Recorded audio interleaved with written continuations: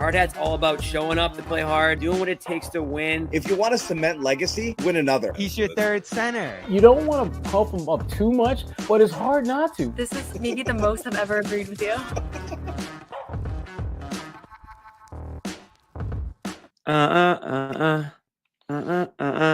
Jackson didn't let the music run. That's nah, okay. Jackson's doing 12 things tonight. He's at the Garden. We He's still love producing. him. He was been It's all editing good. pods all day. Jackson's Amit's deep. on like permanent vacation, I guess. Amit just goes Okay. cool places now. That's what he does. Yeah, he's just traveling, Mobile, All good. Alabama. Sherrod staring straight ahead. being Like something- mysterious. we'll figure it out. Sherrod is got some screens flashing. I can see the reflection. Definitely in his worried face. about Sherrod right now. I'm a little pretty worried worried. too. Yeah, Pretty worried. Yeah. he's smiling though. Yeah. I don't think it's he like can he's hear us. it's like he's reading can hear something you. that's I just- really troubling. You're Yeah. saying this jet. I'll be back, guys. I'll be back. It's like that. Yeah, it's like Matthew McConaughey in Interstellar when he's like on the other side of the wall. He can see what's going on, but he's banging on the wall. He's starting to cry. That was Sherrod. Yeah. That's great. Anyway, Celtics won. How about that? They did it. Defeated the Bulls. All is They right did it. for a night. And we're Big- back at it. Yeah, big We've got, big win. Big win. We'll get to hear from what you guys think. It's there's there's a lot of We are so back. We are back. yeah, and then there's this. Hate him. What is that? Jeez, what is? Come on, John. Are these your burners? What's up with the? Wow, yeah. Second half, fourth quarter. What do we? Yeah. So this is what happened. Tay Bum. And Someone this- just this- called him Tay Bum. Oh my God, is this how This it is what starts? this is what this is what I've been looking at all night. This is what we're looking at. He got doubled and tripled literally all the way down to the last like 3 minutes of the game. They're up 18 and they're still doubling him. Doubling him at half court. So weird game for Tatum. Weird game in general because like it, the KP is definitely going to be the story. KP had some really good comments earlier. We'll get to KP Sure. well. I thought Brown played well too. It was interesting because White. it looked like for a split second that Joe messed around with the rotations and switched it back. And we've talked about it the last few games and the last couple of weeks. But I think it was really more because Brown had 2 fouls, but Tatum ended up playing the whole first quarter. Then he just sat for a really long time. Then Jalen got going, which I didn't think Jalen could. I didn't think it was possible if he didn't play the first quarter for him to play well, but he did. And he's just really in the flow of things. Roll. He was creating his own shot. He was doing a lot of different things. Nope, no good, no good. I tried. He's still like. I tried. And then so that was great. KP was great, but yeah, Tatum struggled. We'll talk about Tatum for sure. Because it was weird. It was a weird game for him.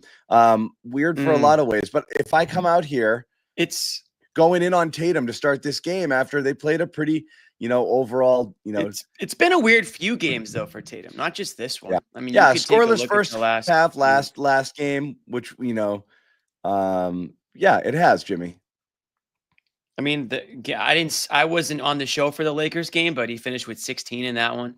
So I mean, some low scoring games here. 16 again tonight. So I don't know if there's anything more to that.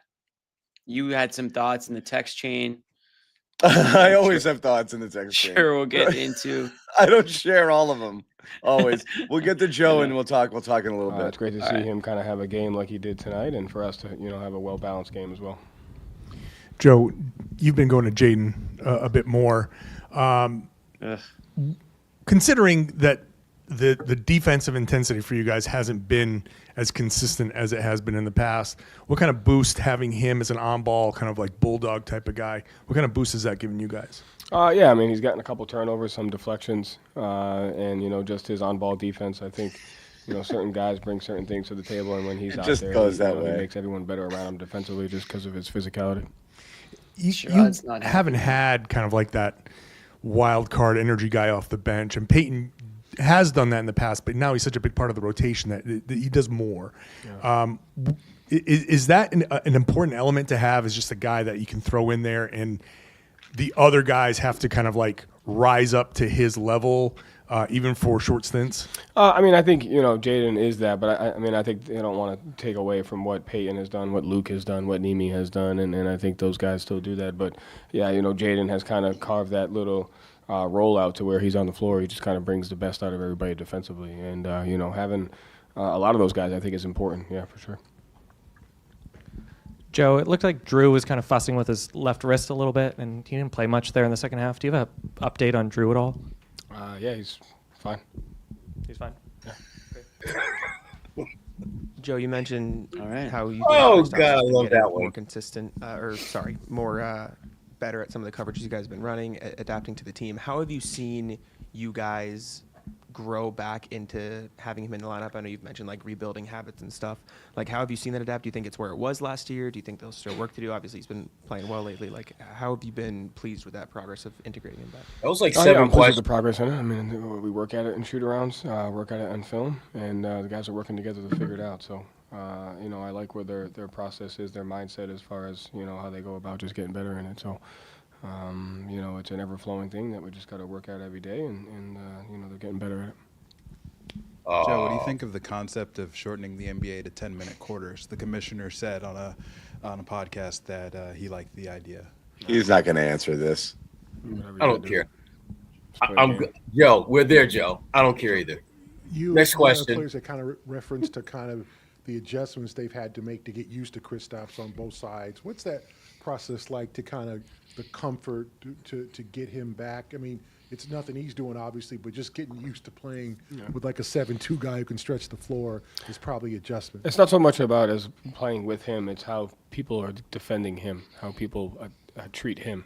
And so the adjustment that we make is how people impact him because he has the ability to play inside and out. And so it's not so much that we got to get used to playing with guys, but we got to get used to playing. And that's for everybody, right? I mean, we got to get used to playing with guys depending upon how they're defending and attacking us. And so that is a residual effect of, okay, he's going to be matched up this way. This is the coverage.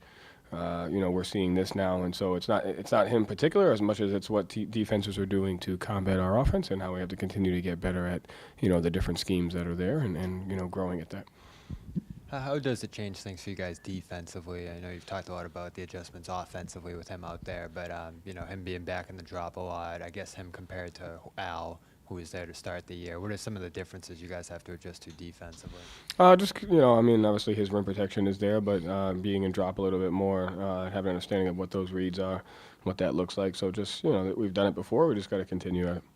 There was a play in the second quarter, kind of a baseline inbounds there where Kobe kind of, broke free in the corner for a three. Is that kind of part of that process too? Because Kristaps is going to be back by the rim, maybe losing a guy there on the perimeter? No, he's got to talk that one out.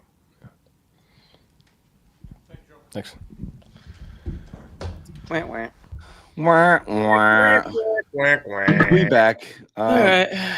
Not really anything there. Nope, not much there. But anyway, Joe answered Bobby, which I'm happy about. Yep, yeah, exactly. Good day for Bobby. That makes me feel good. And maybe he missed Bobby. Bobby's been out for a few games. Maybe he missed. Yeah.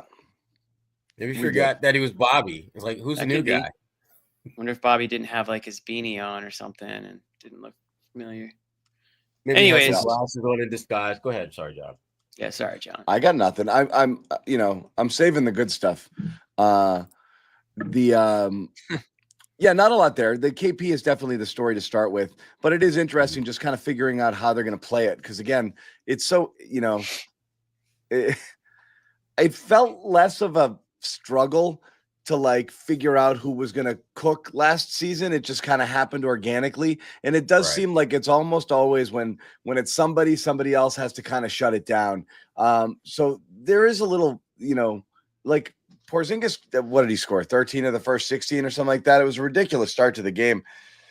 And yeah, the way Joe answered that, I think is entirely right. It's like, you got to see how they recognize it and they see what they're doing there and they think they can exploit that. It makes sense because he is the ultimate cheat code. If you're going to just get him, and also when he's just, striping it from 3 from 30 feet away, there's really not a ton you can do. But He's definitely the tone setter tonight for the way that the offense was playing, because he was unstoppable in the first. And they're going to need that. I mean, because to your point, John, I think they're coming to the realization that the blueprint that won them a title is not the blueprint that's going to get them a repeat. They've got to figure out how to use the same pieces but differently and use it consistently and be successful. And Porzingis, to me, I think his role has to be of a significantly greater prominence, because he is the cheat code. He is the guy that teams are, I think, going to have problems matching up with, because if you put another big on him, he's got the ability to stretch the floor. And if you put a smaller guy on him, he can punish him down on the block. And he gives the Celtics an interior presence defensively that they don't otherwise have when he is not around. So, yeah, you need to find a way to utilize all those boxes that he checks off more consistently. Because the one thing, John and Jimmy, that when you look at the teams that have really kind of closed the gap with the Celtics, the one thing damn near all of them have done was they've improved their play on the perimeter. They've got guys who are a little bit bigger, a little more athletic. I think about the Atlanta Hawks. I think about just the way the Knicks are constructed now. And so that's going to make the challenge for Tatum and Brown to be dominant much tougher. But when you look at what have teams done to address the 7'2" inside-outside stretch big, crickets. Karl Anthony Towns in New York, maybe that's about it. But the Knicks, they play their guys so many minutes that you're not as worried about them, because you figure they're going to probably be a little bit on the fatigue side of things once you get to the postseason. But the bottom line is this: Porzingis is a cheat code, and I don't think the Celtics go into the cheat code playbook as much as they should. And I think that's something that as we get closer to the playoffs, I think they're going to lean in that more. He's been talking the talk and he's backing it up. He's walking the walk too. He's been the most vocal guy really on this team over this, little bumpy road, bumpy stretches they've been on here. He's holding people accountable. He's showing his frustration after losses, but he's also, the positive guy. And it's not like he's not giving up, nothing even close to that, but he's telling it like it is. And it's been refreshing to hear some of his post game or whether it's after a game or whether it's in practice. I think Bobby got some sound from earlier today that we might hear later. The big thing for me though with him is the 3-point shot is starting to fall. It's been falling, right? So that was the thing that deep too. Yeah, deep. Really deep tonight. That one in the fourth quarter. Holy. Yeah, 8. That was a nice little heat check. 8 threes tonight. I know it's a season high. I imagine it's got to be up there close to a career high. I don't know how many times he's hit 8. It's a high number. I know we kind of just like brush it off now, but that used to be a wild number. And really over I would say last 2-3 weeks, that outside shot is falling at a much higher clip than it was when he started, when he joined the team this year. That was the one thing that I was keeping an eye on. And if it's, whether it's 3 for 5 or, 4 for 6 or 8 for 14, starting to see the numbers at a much higher percentage where you want it to be. And so, yeah, I mean, whatever he can give you. He's absurd. He's over 50% from 3 for the month. It's absurd. Yeah, it's great. I think it's January 10th. No, he's just under 49.2%. Yeah. No, he's under. That includes tonight, I imagine, right? Yeah, that one's factored in. At a certain point of the night, I think he actually ticked above 50 for this season, and then he missed a couple. But 49.2 for the month of January is absurd. From 3 there, and again, just overall the Porzingis numbers: 19 points, per game, rebounds 7.5, and he's shooting 50% from 3. That's ludicrous. So again, you figure everything else out, and that's going for you. Yeah. You're great. 100%. I'm agreed. I mean, and it's not an outlier shooting night for Porzingis. Not the way he's been playing. He's crazy right now. 8 threes, sure, you hit 8. That's a bit of an outlier, but the point is that 3-point shot's starting to fall, and they're gonna want him to shoot that anytime he gets a chance. And he's not hesitating. I'm not hesitating to shoot it now. I mean, they're getting deeper and deeper. I think earlier in the season, he'd be a little bit more hesitant to shoot it, maybe pass it up. but it feels like he's playing aggressive out there. He's not thinking or overthinking things, certainly not on the offensive end. 11 boards tonight as well, three assists and 3 steals. I mean, unreal stat line for him. And, they call him the X factor. He's more than the X factor. You know what I mean? Like he's a huge part of this team's success. At this point, I mean, this team, I think last year you might have been able to get away, and they were able to get away with him in and out of the lineup. This year they aren't. They're not good enough to But get by with him out of the lineup. overall process was good to start. If you're doubling Tatum, that's fine. He wasn't super offensively involved. Other guys did get it going. Porzingis was on fire, but I think they had 13 assists on their first 15 baskets or something like that too. So the ball was moving, and again, it just like felt better offensively. And you have that monster second quarter that was that really kind of set the stage. Everything after that was whatever. It was fine, but again, depleted Bulls team. It's hard to get too geeked about it, of course. But you're supposed to. They've struggled with this caliber of opponent. We'll give Jalen a hat tip as well because I've been critical. Well, he was good tonight, and that was talking Jalen. I liked him, and that was Jalen. Let's move on. Jaden Springer played a good. No,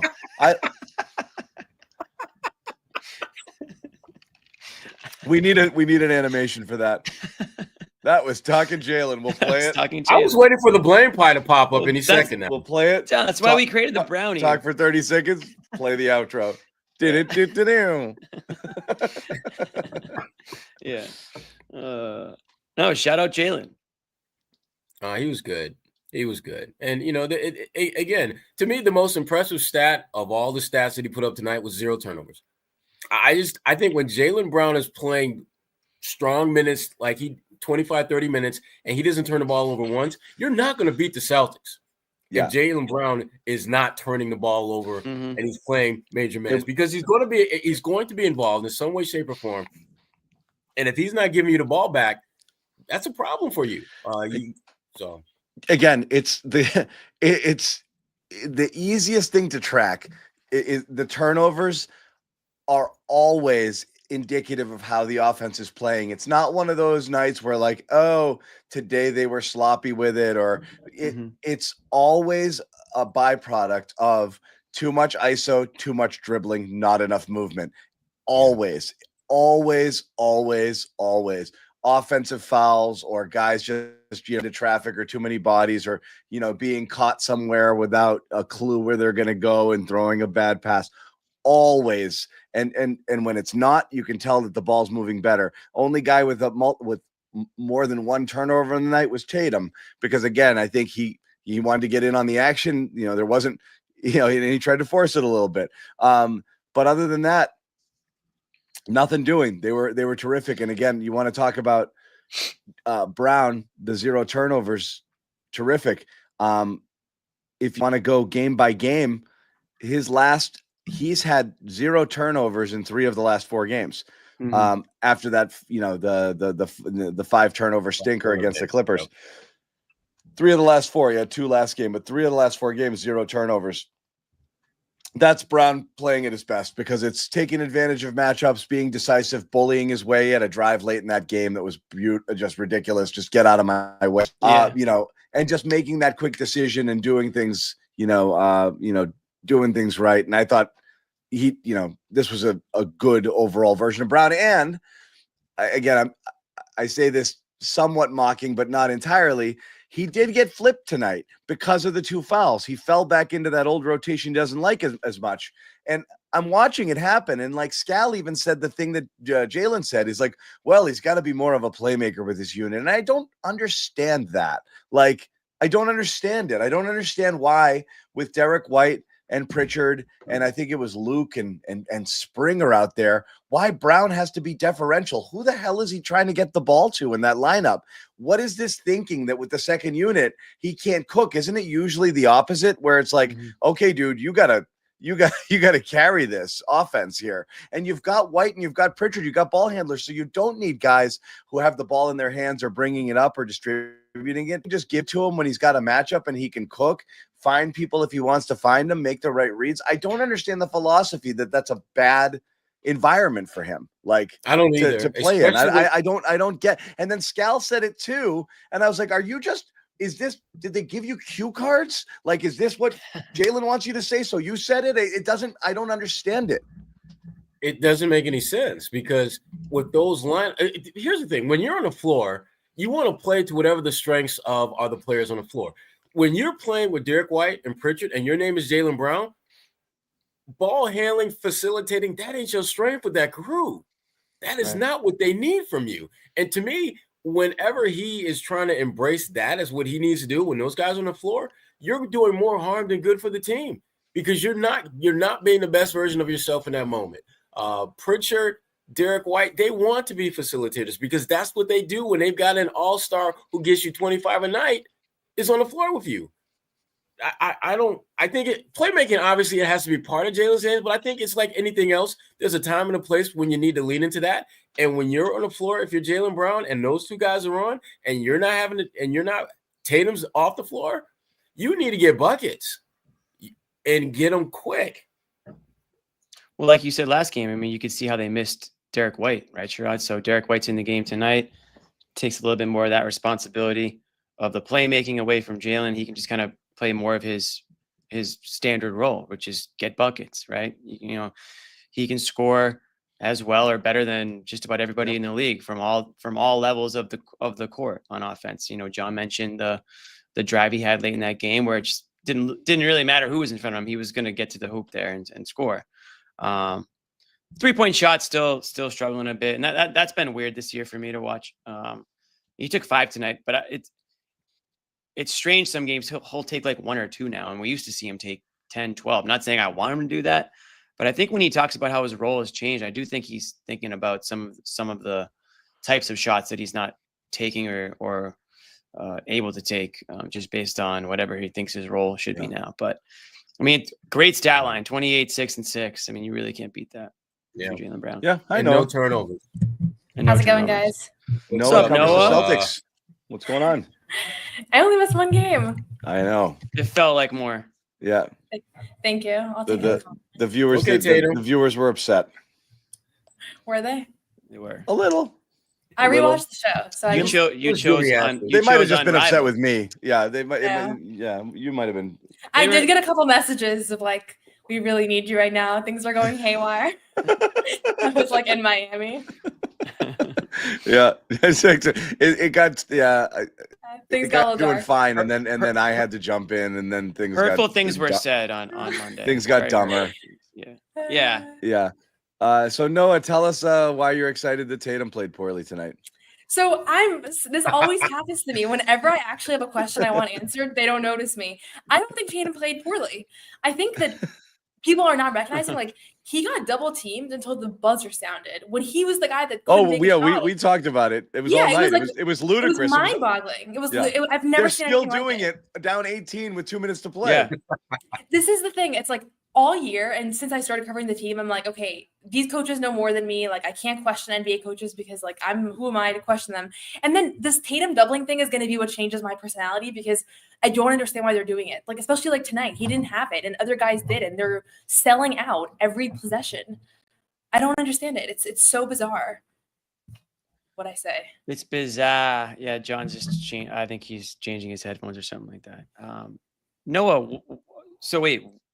Why is it? You tell us. I mean, I don't know. I mean, it worked. I think at their best, they're doubling him and he makes the right pass and roll, the other guys go off. And that's how they won the championship last year. And that's how they won this game. I mean, they weren't overreacting to Porzingis or Jalen when those two guys were the ones that had it going tonight. I don't know. Does that explain a little bit Jaylen Brown's performance or being able to free himself up for, 18 attempts tonight?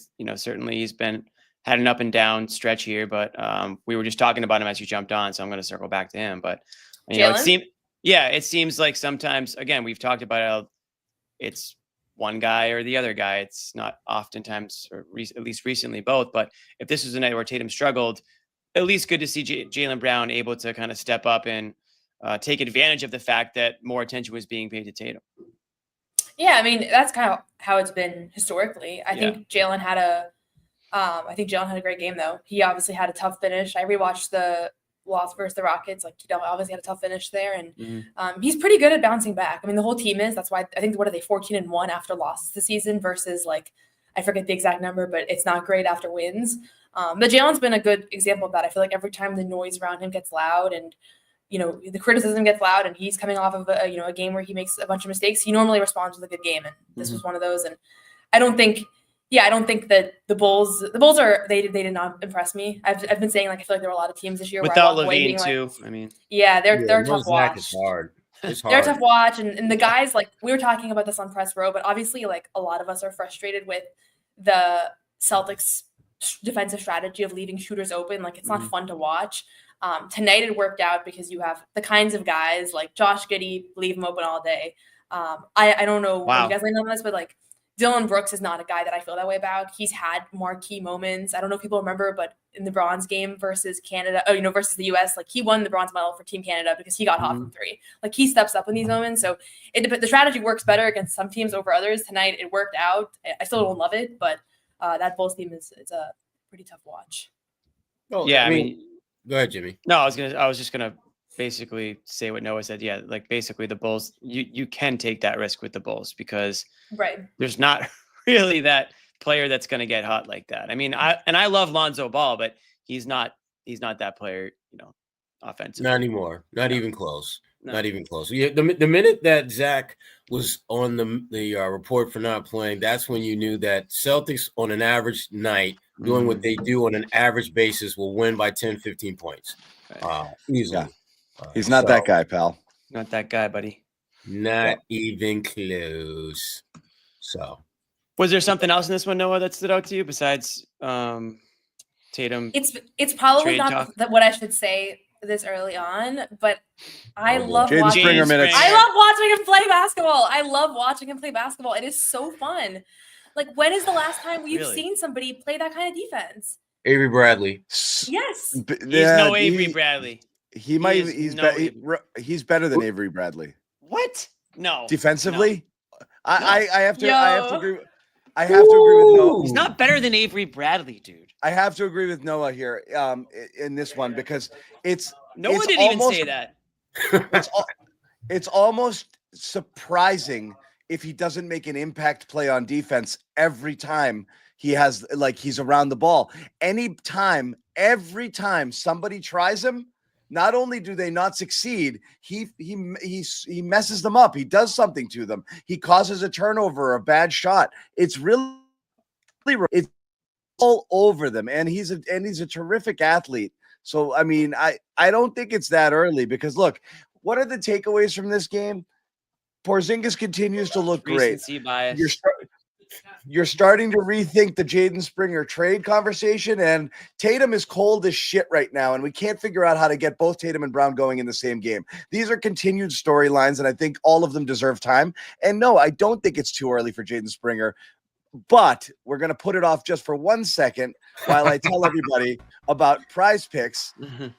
We don't have a big game this weekend, but the big game is coming up, and everybody knows what to do here. Sign up for Prize Picks, best place to get real money sports action. Over 10 million members, billions of dollars awarded in prizes. Pick more or less 2 players shot to win up to 1,000 times your cash. And you don't have to wait for football. I know you guys are junkies and you love your football, but you can get in on the action. All hockey, all sorts of sports, mix and match, doesn't matter. Get in on the action now. You see the code on the big game free pick, John. The big game free pick is a big thing for Prize Picks. It's do we have it yet? Oh, we have Mahomes. Patrick Mahomes, more than 0.5 yards passing. Oh, we've got the Mahomes. Okay, I didn't think we had the new You've got the Glengarry leads. Nice job. Yeah. So you got the good stuff. Okay, so check that. It's a free square, guys. I mean, you can't go wrong. Free square. Promo code CLNS. New users play 5, get 50 instantly. Once again, promo code CLNS. New users. All you have to do is download that app. Play 5, get 50 instantly. Prize Picks. Run your game. Yeah. Game. Yeah, run it. And let's talk about it. I'll do the Springer thing because I think the conversation changes. His interesting. But he did hit a 3, which was nice. Nice corner 3. He's got to be able to knock those down. He's going to get the minutes. It's the 20 minutes of action that he's playing on a night where you had all of your guards. And I know Holiday didn't play much in the second half. He might have tweaked something, but he got first quarter minutes and he got minutes throughout. All of a sudden, he's in the rotation on a night that you had your guards healthy. And I know you don't have Hauser tonight, but this is an interesting development, Noah. It's very interesting. I know the trade deadline's a week away, and a part of me is like, this is definitely just a showcase. Yeah. And I really hope it's not, because I know I'm trying to be unbiased, but I really I think there's something there. When you watch him play defense, and there's other parts of his game that are not quite there yet. He is shooting the 3. He's at least attempting it, which gives you a level of he has a level of confidence with his shot, and he's hit some big ones. Obviously, the Clippers, was the best one, but even him one tonight. But yeah, I could see it. I'm 50-50 on whether this is a showcase or whether this is he's finally earning some trust here. And the timing is a little suspect, which is why I'm a little bit nervous about it. But there's few guys. There's nobody on the team right now that can deflect balls, and play the kind of defense that he can play. And his legs are fresh. He's been sitting for the last few years, and he's young. So Noah, you're on that 50-50 fence about whether he's showcase or he's earned it. I'm going to give you a hip check and put you on the side of showcase, because that's what's happening. Wow. I can't see what all of a sudden did Joe just wake up a couple weeks ago and decided you just hey, look at how sad you made Noah. You hip checked her. Noah is tough as nails. Her sadness is a figment of your imagination. Jaden Springer has been showcased, Noah. I'm sorry to break the news, but that's what's happening. I don't think Joe showcases. This is what I hope happens, though. I hope that the Celtics get a bunch of underwhelming offers and they decide to keep him. That's what I ideally hope for. But let me ask you this, Sherrod. He's playing. I have to agree with this, by the way. He and the Celtics want to make sure that teams know that he can play. And you're right. He is making an impact. And to me, the thing I love about Jaden right now is when he gets into the game, he's the only guy that you're going to feel confident is going to have an impact and doesn't need to score a single bucket to do so. So every single guy that Joe puts on the floor, if they're not making shots, I'm not convinced they're going to make a difference in the game or not. Jaden is that guy. And we all know as you get deeper into the postseason and in the playoffs, you're going to need guys who can literally get on the floor, never touch the ball, and be difference makers. Jaden can be that guy. But I don't think they're doing it because of those reasons only. I think they're doing it to get off the tax bill that they're going to have to pay if they keep him around. So that's let me play devil's advocate to that point, because I think it's possible he's being showcased. The two things I think are not working in your favor on this argument is I don't think Joe's a showcaser. I think he plays his guys. I mean, I don't think in a game they're trying to win that he's just going to throw 20 minutes at a guy just because Brad said, hey, let's show people what this guy's got. Number two, I don't think it's any secret to anybody that Jaden Springer is an absolutely ridiculous defender, but can't shoot or play offensive basketball in a way that he can be a regular rotation player. So I don't buy the showcase. Number two, I also just don't think he's that tradable because of the offense, because when people are looking for something, that's a luxury item, a spark plug specialist coming off the bench that I might be able to use for a few key defensive stops when I need them. But who's going to trade for that sort of guy? When Brad got him, he probably had a plan. A couple of years from now, I might be able to use him for that purpose as my 10th guy to do that. Who's trading for a 10th guy right now or an 11th guy? And taking on payroll or giving up, picks or assets or whatever. I don't really know. I'm not sure. I'm not sure the showcase matters or I don't know if they would do it. And I don't think it matters. I think you know exactly who he is. Yeah, I don't think it matters a whole lot either. And by the way, if they're just showcasing him because they want to save a couple bucks, then no Celtics fan in the world would be on board with that. Nobody wants that. And I don't think the Celtics want that. I really don't. I think at this point, I mean, the owner's not even going to be the owner soon. Why the hell does anybody even care who spends what? Just let these guys put the best product out there that you can and try to repeat. It's extremely difficult. You can't afford to lose more guys. Now, if they're trying to get another wing in here, maybe that's a different story and they feel like the guard isn't expendable. position, and Springer is who he is. And yeah, let's, show people that he can contribute and at least touch the court, because it's really, after him, they've been rotating through guys that they're trying to see if have NBA capability, and they've kind of missed on just about everybody else on that bench so far. So Springer has, good for him. He's shown that he can contribute on a winning team. Certainly he's a defensive minded player. They're not counting on him to score. He is going to be the guy that's, when he's out there, is going to allow teams to double Tatum, though, right? Or to do things like that, because now there's a guy out there that can't shoot. I think it's another situation where it's like, if it's the playoffs, are we even going to see this guy if they're healthy? Not right now. Probably but not. like, I think the thing with, Jaden right now is not an NBA playoff player on this team, but I don't know. Like, I don't want to I get fixated on a couple different skill sets, and his is one of those. Like, the ability to just deflect the ball and hound people. Like, he does things on any given night that I haven't seen in weeks in the NBA from watching. And I watch so many NBA games all the time. Right. Mm-hmm. And so like that alone feels like it should be enough for him to find a role somewhere. And the question is like, can he just do something on offense? And we're seeing glimpses of it. I mean, Tillman, when he checks into the game, I'm like, we're seeing nothing. I don't see anything optimistic. I was super bummed at his minutes. So that's what I think happened. I think Tillman's taken his place on maybe we can trade this guy that we don't need. That's going to be a tough trade, though, because he hasn't really shown you anything this season. Tillman, nothing. I mean, and he's around next year. It's a 2-year deal. Yeah. He totally lost his confidence. Hanging out.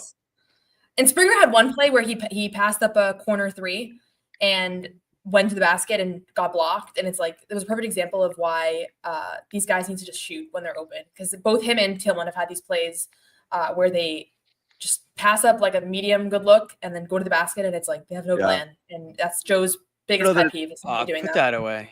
Springer gives them something that they're not getting from anybody else. Yeah. Springer gives them something that they're not getting from basically anybody else right now. And that's like energy, effort, defensive tenacity. I think Joe likes putting him out there and hopes that maybe it's contagious. And that happens when you go. That's what he said. Guys play in a certain way that can kind of spread to the rest of the guys out there in the court. They need that little bit of a spark, that energy. It's kind of like the flip side of what Pritchard used to give you on offense. They'd bring him in when the offense was kind of flat. He'd go in there, we call him Sparky. He'd score like 9 points in 2 minutes and then take him out. And now he's got a much bigger role. I see Springer kind of as like the inverse of that, where it's like they're flat on defense, toss Springer in there, let him hound some guys. And maybe that, sparks the team on the defensive side or in transition or something like that. So let me ask you this question. This is to all of you.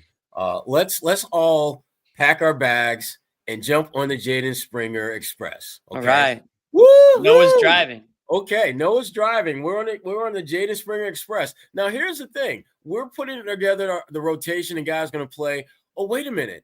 Someone can't quite be on the train among the rotation, because if Jaden is playing now, that means someone else is either not playing or playing less. Who's going to take the cut? Is it Sam? I think it's across the board. Sam. Yo, relax. You think everyone is going to lose like 4 or 5 minutes so that Jaden can get 20? Yeah. And I don't know if he needs 20 minutes right I don't think. Yeah, he's not getting 20. Sure. I mean, this is a 20-point win. He's little guy Luke. Okay, that's all he is. He's little man Luke. You're looking at Luke minutes. 10 to 12. 15. Like you can do that and still you can play Luke 10, 12 minutes when you have Porzingis and Horford there, and those are fine. They're welcome minutes. Because I actually don't know what Luke gives you, but I do know what, like, other than lemon squares and no. What Luke just had a great game. Luke has been good the last. I'm not saying a good game last game. He's not a specialist like Springer. With Springer, you're looking specifically for one thing, and that's energy. And look, Noah made a good observation on, she writing for Celtics blog from the Dallas game, taking advantage of really primo seats there, basically courtside, made an observation that Joe Mazzulla, who seems so obsessed with offense, during the game and timeouts, he's just barking about the D, all game long. And so, he has to be concerned with lack of defensive effort, even if he's not going to talk about it or address it in the media, he sees what's going on. And I definitely think that Springer to him is almost kind of like all right, assholes, you won't do it. Watch what this guy does, know, and then he goes there and does it. And it's kind of like, oh, it's like you can actually be a tone setter if you're a player like that and you're playing with the big guys. They see somebody flying around like that. They're like, oh, shit, I should probably be playing this hard, as well. So I actually do like that energy that he's bringing in there, because in a weird way, it might lift some people around him, because we've seen too many times where that defense falls flat. Last year, you counted heavily on Holiday and White. They've been kind of in and out a little bit this year too with their defensive effort, just not as consistent, or maybe they've been slightly hobbled. Springer brings it every second. And one of the places I think the Celtics suffer the most, and this dovetails perfectly off of the thing we had a huge issue with last time, is the passivity that they play defense with, just letting guys get where they want to go, conceding certain types of shots. Springer's just up on you all the second you cross half court, he's there and he picks you up and he puts heat on you. That's the kind of defense you want to see from these guys. So there might be a role, at least for now, until other people start showing that they're doing it too. Yeah, but again, I think, John, and I think we all agree with this, that Springer has benefited in terms of getting opportunity, because guys that normally make shots aren't making the shots that they normally make. And Joe was looking for something to jumpstart this team. And typically they've been a team where they've allowed their offense to get them going. And if that's not functioning well, you got to try something new. And to me, this is like, well, we don't have anything to lose. Let's just throw him out there, see what happens. And I give him credit. He's leaning into what he does best that can benefit this team, similar to how, again, I mentioned Avery Bradley earlier. This is what Avery Bradley did. He just basically harassed the hell out of whoever was in front of him, knowing damn well he's probably not going to get any shots. And then the shot came. And then the shot came, right. Yeah, he'd get his points running baseline, backdoor cuts, get some easy ones, and all of a sudden he started knocking down some corner threes, and he became a really serviceable player. But yeah, in the beginning he was all defense. He couldn't dribble worth his life either, but he became a really serviceable all-around player. But yes, cutter. That's what I mean. He was running that baseline, getting those easy cuts all game long. Really good stuff from him. So yeah, I mean, there's hope for Springer. I think when Brad traded for him, I think Avery Bradley's very much the type of comp that he was thinking about, which is like, John, this guy might become something a little bit. Action bends. Can we now play the audio from last show when John yelled at someone in the chat for suggesting that Springer should play more? Is that true, John? Did you yell at somebody? It's possible. It's possible. I yell about a lot of things. Nothing personal. Person who was yelled at.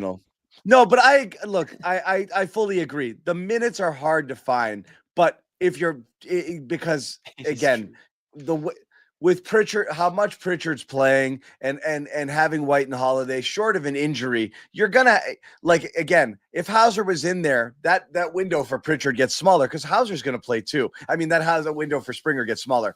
It is a math equation. There's no question about it. But there is there's usefulness to him that before I was like, oh, what's the point? It's not gonna happen. Just trade him. You're not going to use him. He's certainly not in the playoffs. And how much? A game or two as a specialist coming up for a defensive spark. But I'm talking myself into it. This was more impressive to me than the game where he hit all of the shots, because he played as many minutes as he did, and he was so friggin' disruptive all the time. And I do think that that's what they're dying for right now. So, they trade. Going to be sad. He sits for the next 8 to 10 games. I'm not going to be sad, but I definitely see that there's a spot where Joe might try to get him in there because of this, because he's bringing a lot of what they're lacking right now. And I would have put that comment up even if you didn't pay $5. Thanks, Action Benz. Though he's one of the guys hangs out for. Yeah, thank you. He's been. I don't even think it was his. He's defending somebody else. Someone else. Yeah. Look at that. Yeah, I may have. That's sticking together. I like when you guys do that. We talked about at the top of the show, Kristaps Porzingis once again being a different maker. I feel like this is almost every game in January, we've spent time saying like, well, shit. I mean, isn't this crazy? We're not super satisfied with the way that this team is playing because of, in and out, weird defensive, effort. Porzingis had some comments I'm going to play later about, communication and stuff like that. And, just seeing a little bit too much of my ball, your ball. And we didn't think that was going to be a problem. One of the wild cards entering the year is Porzingis going to be okay? He's like totally okay. It's not even a question anymore. Fluke injuries or whatever happens to him because he's, 7'3" and, those guys tend to get hurt. You can't control that, but he looks all the way back. Here he is talking about his super hot start tonight and the Celtics' overall defensive effort. Yeah, I mean, we honestly, this is enjoy starting the game off aggressively, and last game I just, shot a trail 3, which, it looks kind of ridiculous for like some 7'3" guy running up in the court and just, but my rhythm is really good and I feel the shot really good, so I'm trusting myself to make that shot, and these guys are trusting me and just pitching it back to me, and I'm letting it fly. And I enjoy having these hot starts, getting the team off to a good start, and I look forward to keep this momentum going. Our defense? Yes. I think it's not bad. I mean, we have some lapses. We have a little bit lapses sometimes, but honestly, it's true that I feel like sometimes our defense kind of goes also with our offense, but now as we're having a good offensive rhythm, defensively we also kind of, we feel good, we feel better, feel more energetic. So I think it's pretty good. Yeah, I mean, we had a couple 25-point quarters today, I think at least. So yeah, keep going this way. Yeah. KP. Yeah. Facts, my dog. He's been really good. Really good. I think he's playing the best he's ever played on the Celtics. I think this is better than he's ever played last year. For the stretch. For a stretch, yeah. He didn't have a stretch this good for this long last year. Yeah. So that's awesome. I mean, that's we were talking about. Is he the most beloved player on the Celtics right now? The gap between Derek White and everyone else is closed. The gap between Derek White and everyone else is closed because of Porzingis. That's true. Yeah, it was Derek White. You think it was White before? It was Pritchard. It was Pritchard for a hot second. It was Derek White.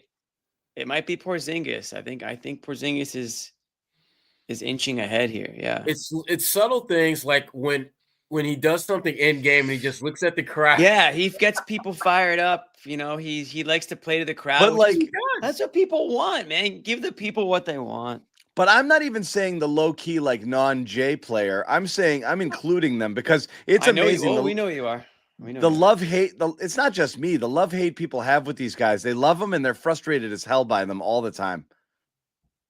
Yeah, but there's not a lot of frustration. Speaking of Jaylen Brown, he's at the podium if you care. I do. How have you seen you guys this year with KP compared to last year and your first year with him? Yes, there's been some changes, some integrations.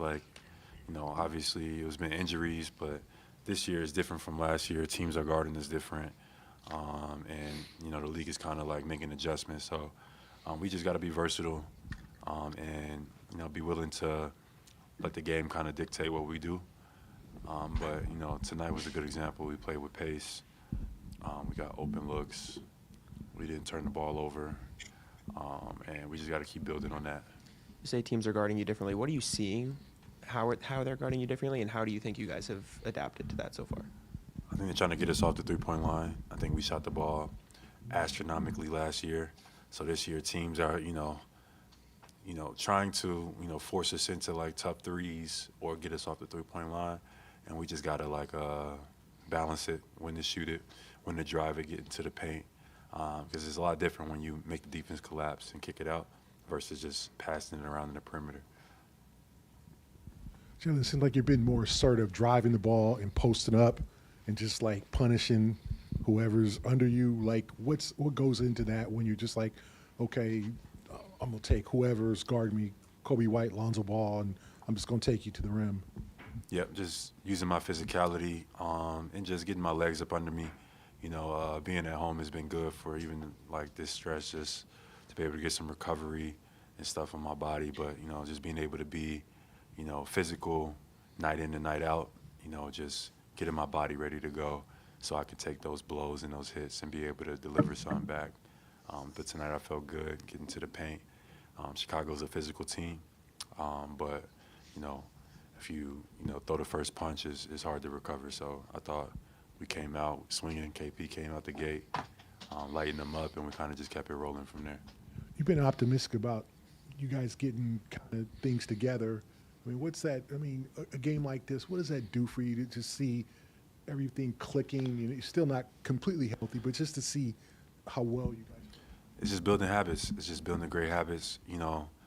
It's a journey. Growth doesn't always look like this like straight linear line. Sometimes it's like, it's ups and downs. So we just gotta navigate that, and it's just all tests.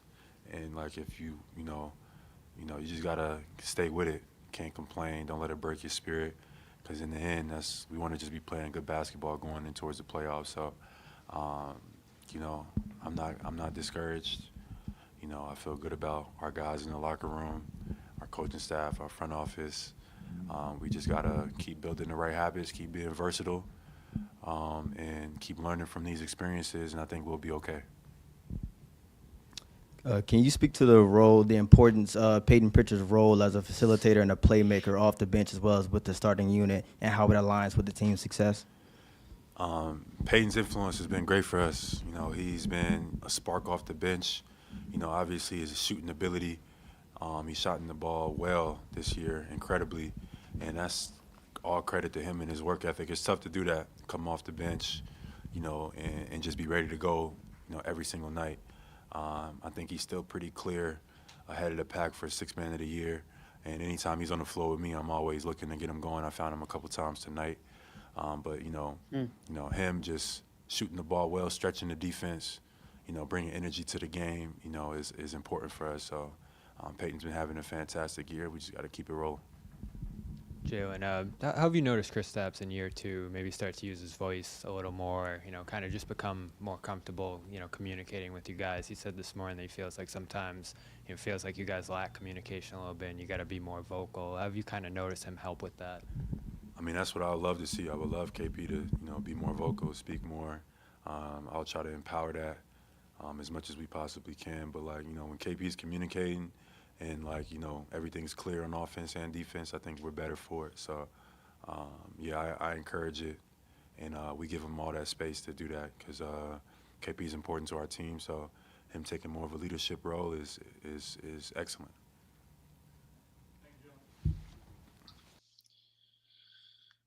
Bobby Manning with the walk-off question. Bobby.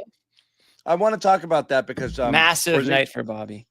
Porzingis did address that early. We lose John here. Did we lose him? John. Wait, so you couldn't hear him the same way? Yeah. Oh, John, we can see you. Am I here now? You're here. Yeah, sorry, I don't know what happened. And now you're not. Yeah. Or you're you got me? Yeah, every time you're about to speak, it freezes. Or I'm not. What? All right, I'm going to do this instead. We're going to hear from KP in a minute. This episode is also powered by Game Time, the best place to get tickets to the games, events, and concerts you want to see. Take the guesswork out of buying tickets with Game Time. Game Time is filled with terrific features like all-in pricing, so you know exactly how much you're paying. No surprise fees at checkout. You also get panoramic views from your seats in the app, so you know exactly what you'll be looking at before you buy. Plus, a lowest price guarantee, or Game Time will credit you 110% of the difference.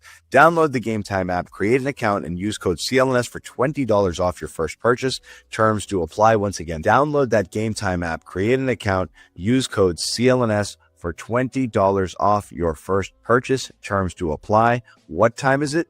It's game time. Okay. John doesn't look great right now. I'm just going to go ahead and say that.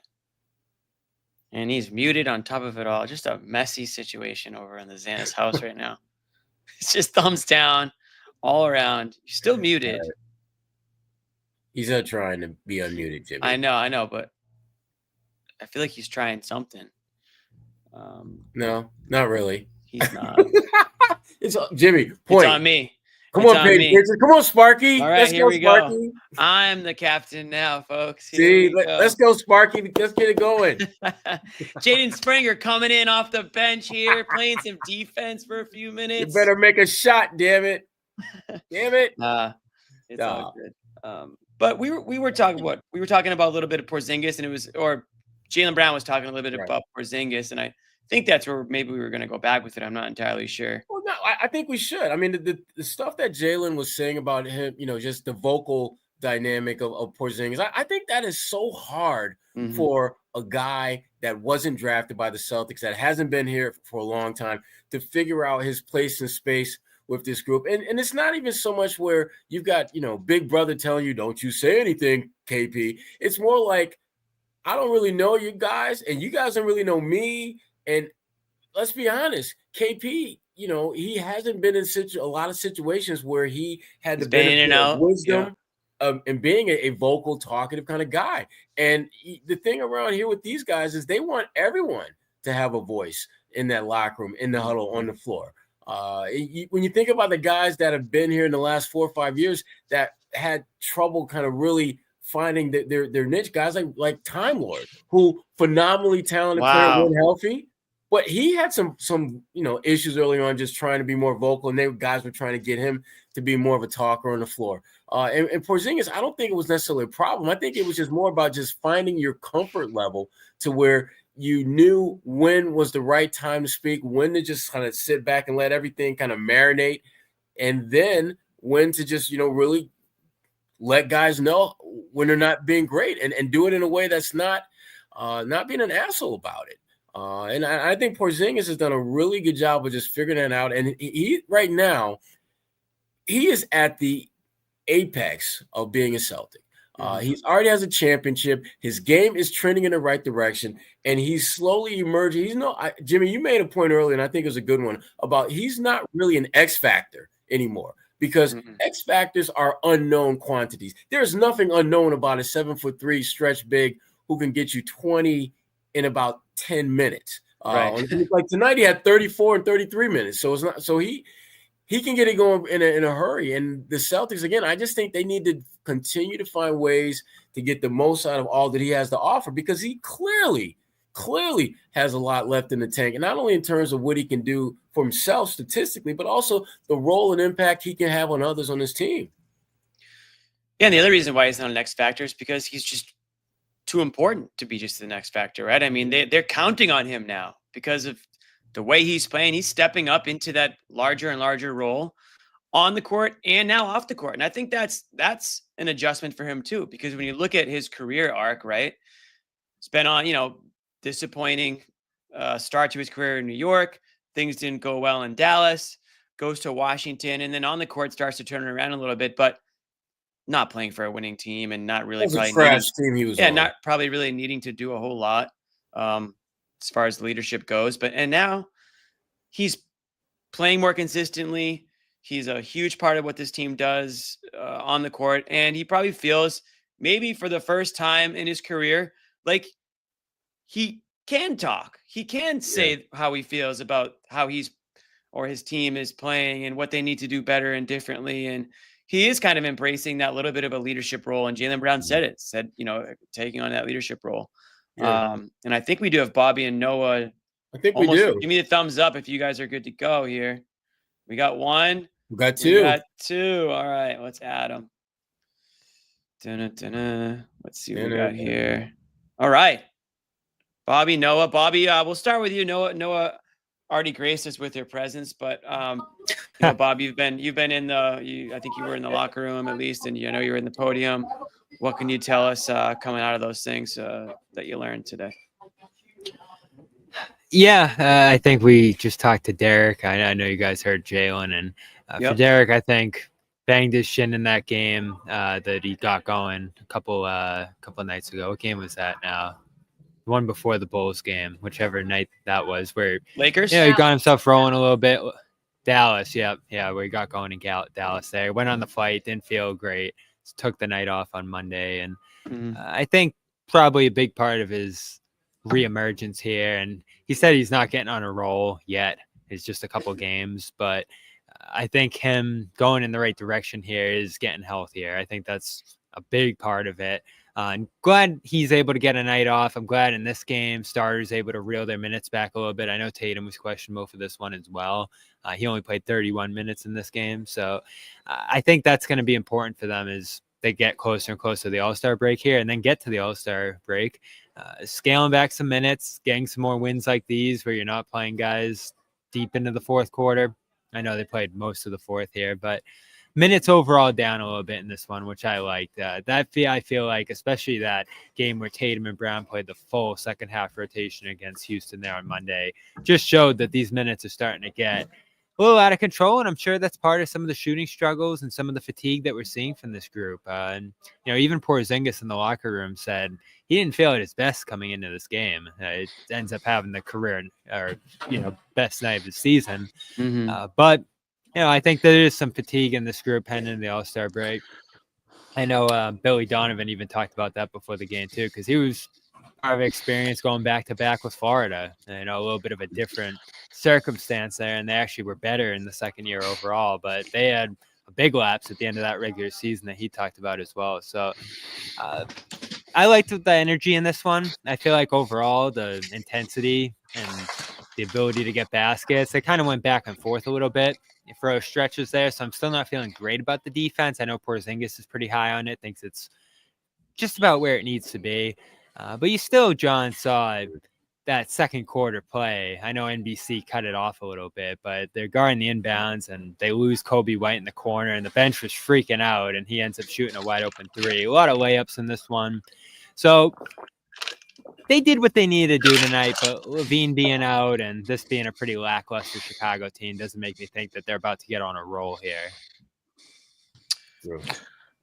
Hey, look, if you paired this with other games, it's a roll. Doesn't matter. You just got to we talked about it last game. Last year they had like 9-10 winning streaks of like 6-7. They just had so many times where, all right, they'd play bad a little bit and then they just rip a few. You just got to do it.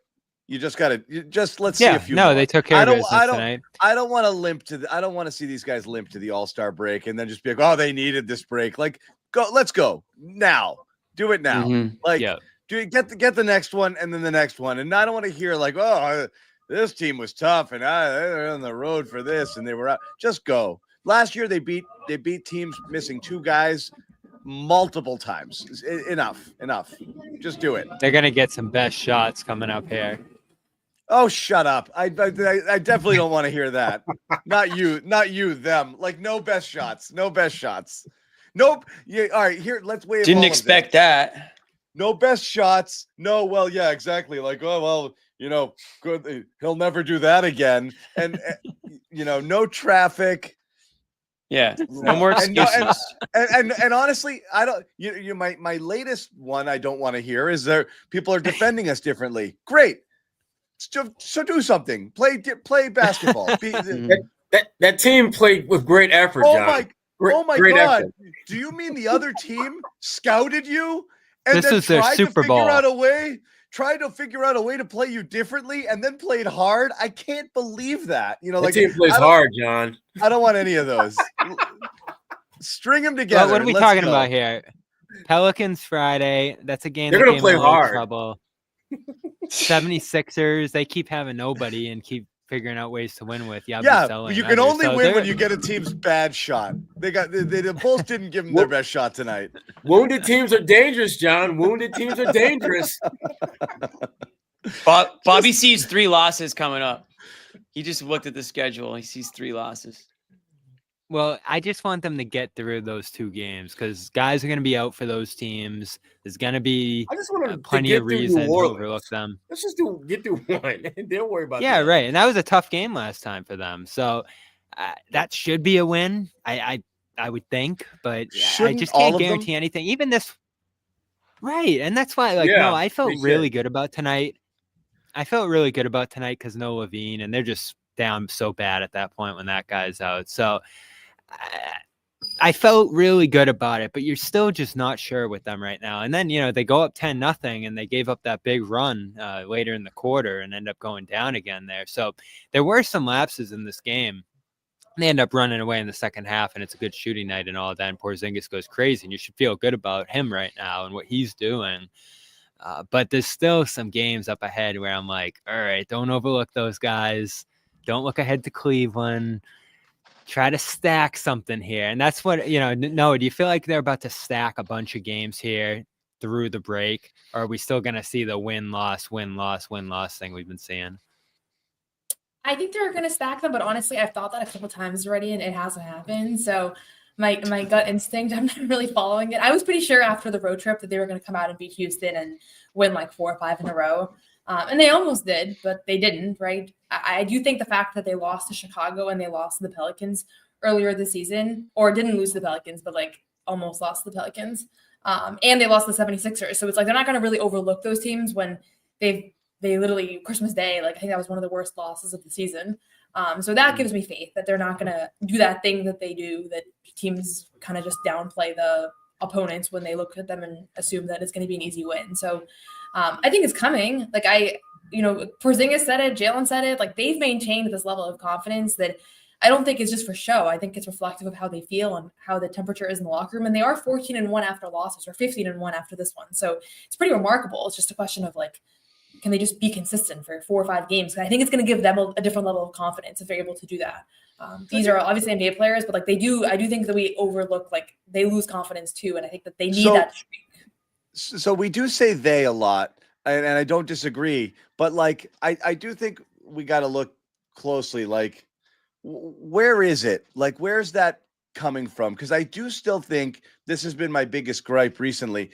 People are kind of in their feelings about like what's going on with them right now, and like you just want to see it kind of pull back together in some way. Like, I don't want to turn this into a bash session, but I did think, again, while a team played with pretty good energy, really good efforts from Jaylen Brown and Porzingis, great, energy minutes from the bench. You dug deep and you got guys like Springer and Drew Peterson minutes. Everybody's pulling together, chipping in.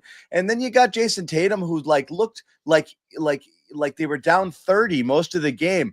Body language, forcing his shots when they didn't need to try to get himself going. I know he was getting doubled and stuff like that, and he hates it. But coming off the 0-point first half, and then in this game as well, even a couple cutaways to him on the bench, he's just like, I think he's really upset that it's not falling for him right now. And I know Brown's had those issues as well. And I do feel that that's a drag on the rest of the team sometimes. I kind of want these guys to either just start playing better and then it'll happen organically, or just kind of live with the bumps, here, because I do think that that's setting them. I think that's setting them back some here. It's just every game, somebody's not feeling it. And tonight it felt to me like it was Tatum a little bit, and could be just frustration with the double teams, or I don't know what, but he seemed off again tonight. And again, the numbers are bad right now. I mean, they're bad in January. It's bad. I mean, he's shooting really poorly right now and he can't find it. And I think he keeps searching for it, and it's affecting him throughout the game. I think a couple things. Yeah, and John. I saw that too, John. Did you see that, Bobby? I didn't know if it's just me. He looked miserable, and he's not a really peppy, smiley, energetic guy. He just looked all game long. It looked like he was having the worst game of his life, and everybody and they were getting blown out in the most important game of the season. Instead of like, oh, we're rolling now, and just kind of The one that stuck out to me was when he hit the buzzer beater there, and it was more like, oh, like there wasn't a guy. Pritchard ran over to come celebrate with him, and he was just more like, oh, I finally hit one, instead of like, yeah. So that was the one that stood out to me. But yeah, I saw it too. And then of course he, forced the first shot that Vucevic blocked, and it was not an even night for him. And he did play the whole first quarter, whether it was due to foul trouble or them switching up that rotation again. So got plenty of runway there to get going, and never really worked. But yeah, they were doubling him all night, and he had to make the passes out of that. And that's obviously going to benefit Porzingis, who did talk about it a little bit here. I know. Did we get that clip yet? I enjoyed it too. I know our producer did. Which? We have a KP one. Porzingis. Oh yeah, we can play KP. And again, this was. Tell me what we read into this. Is this? No, this looks like it's just a little clip. What? Porzingis. This is Porzingis after the paused. game talking about how Tatum just had to pass it to him every time. What? Where's that? Just hit it. This is Porzingis after the game. Yes, I have a Why- Porzingis pre-game clip also. I don't want to play the wrong one. It looks like it's Play the paused. one post game. It says Porzingis Should I put pause. Yeah, Yeah. play that. Yeah, that's it. Games, they just completely take away, for example, my three, and then every basket I have to like earn with meat, and like that maybe with force. Maybe that crowd sounded crazy, but like. What? That's the, I'm That such was a pretty big good. KP fan now, man. what'd you I'm a say? huge- I'm a huge KP fan. He just. I just want irritates him. me. Every We time should I just see have him talk for We 30 should. minutes after every game instead of 3 different guys for 5 minutes apiece. He's so freaking entertaining. He is. He's got a big role in this team now. So We spent a lot more time trying to figure out how to play that bite than the bite itself. There you go. What was That's good about okay, it? though. What That's was good okay. about it again? it was a. Jackson. I- Hampton. Said I think it was a said pause. when- It when- was a pause. when Yeah. they double Tatum, he's going to shoot a ton of threes, but when they don't double Tatum, he's got to score with meat. Yeah. So Oh, that yeah. was talking about Tatum. So our buddy over our John Corrales over at Boston Sports Journal wrote that recently that Jason Tatum's got to stop doing that. And this has been a problem. He is when the offense isn't flowing naturally, he tries to shoot his way out of it by just gunning threes as opposed to working hard for the offense and showing a bunch of clips where he's got opportunities in driving lanes where he could create something more easily. Jimmy gets it. But he's not taking it. He's trying to shoot his way out of it, which he does quite a lot. I found it pretty bizarre at the end of this game in the fourth quarter when they were up 18, 20 points that Tatum was relentlessly trying to score. There was that one possession where he did end up getting fouled, but he got locked up and he dribbled like 47 times. I'm getting this shot off. I haven't had it. I haven't had a chance. I've been doubled all night. Here's one guy on me and I'm going to shoot no matter freaking what. In an 18, 20-point game, it just didn't really make sense, but he's constantly searching for it as opposed to just playing and letting things come to him naturally or, just in the regular flow of things. Like, what's wrong with it? What's wrong with getting doubled and just letting everybody else cook? There's nothing if that is what's happening. Or when it's not happening, work for your buckets. Don't just shoot and hope they go in. We see too many of those games from him right now. Yeah.